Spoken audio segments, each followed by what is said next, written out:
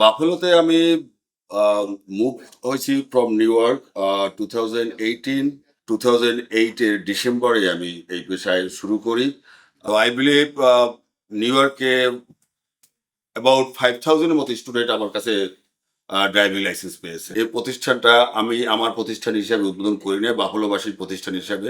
এবং আমি ওইদিন বলেছি এই প্রতিষ্ঠান হবে বাফেলোর একমাত্র আস্থাভাজন একটা প্রতিষ্ঠান। আপনাদেরকে নিয়ে আসছি একটা ড্রাইভিং স্কুলে, বাঙালির মানে বাংলাদেশের প্রথম ড্রাইভিং স্কুল বাফেলোতে। আমার নাম মোহাম্মদ সোহেল হলাদার। আমার হোম ডিস্ট্রিক্ট ঝালকাঠি, বরিশালে। বাফেলোতে আমি মুভ হয়েছি from new York 2018 July 29 Sunday ছিল ইভিনিংয়ে।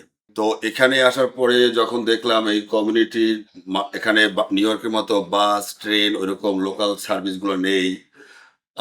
সন্ধ্যা 6টা 7টার পরে কোনো বাস সার্ভিসও থাকে না। মানুষ খুব দুর্বিষহ এখানে, আমাদের কমিউনিটির লোকজন অনেক কষ্ট করে। এখানে একটু ঠান্ডা বেশি তুলনামূলক, স্নো পড়ে।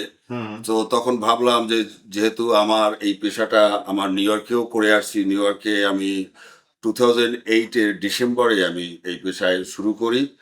আই বিলিভ নিউ ইয়র্কে অ্যাবাউট 5000 এর মতো স্টুডেন্ট আমার কাছে ড্রাইভিং লাইসেন্স পেয়েছে। তো এখানে মুভ হওয়ার পরে আমি খুব ফিল করলাম এখানে মানুষের কষ্ট। দেখছি মেয়ে ছেলেরা বাজার নিয়ে সোনোর ভিতরে হেঁটে যায়। একটা ফ্যামিলিতে একটা গাড়ি আছে, একটা ওষুধ দরকার, একটা বাচ্চার একটা ফুড দরকার। গাড়ি ছাড়া এখানে সম্পূর্ণ লাইফটা অচল। আমি বিলিভ করি একটা ড্রাইভিং লাইসেন্স যুক্তরাষ্ট্রে অনেক মানে মূল্যবান একটা জিনিস। ফেডারেল জব বলেন, সিটি জব বলেন, ওখানে গ্রিন কার্ড, সোশ্যাল কার্ডের পরেই ড্রাইভিং লাইসেন্সটা জিজ্ঞেস করে ড্রাইভিং লাইসেন্স আছে কিনা। অনেকে দেখা ইন্টারভিউ ভালো করে চাকরি হয়ে যাবে, তারপর ওয়েট করতে হয় লাইসেন্সের। আমার এখানে অনেক আসে যে ভাই আমার এই লাইসেন্সটা হলেই আমার জবটা হয়ে যাবে। এই প্রতিষ্ঠানটা আমি আমার প্রতিষ্ঠান হিসাবে উদ্বোধন করি না, বাফেলোবাসীর প্রতিষ্ঠান হিসাবে। এবং আমি ওইদিন বলেছি এই প্রতিষ্ঠান হবে বাফেলোর একমাত্র আস্থাভাজন একটা প্রতিষ্ঠান। নিউ ইয়র্ক থেকে সম্প্রচারিত TVN 24 টেলিভিশন বিশ্বজুড়ে বাঙালির কণ্ঠস্বর।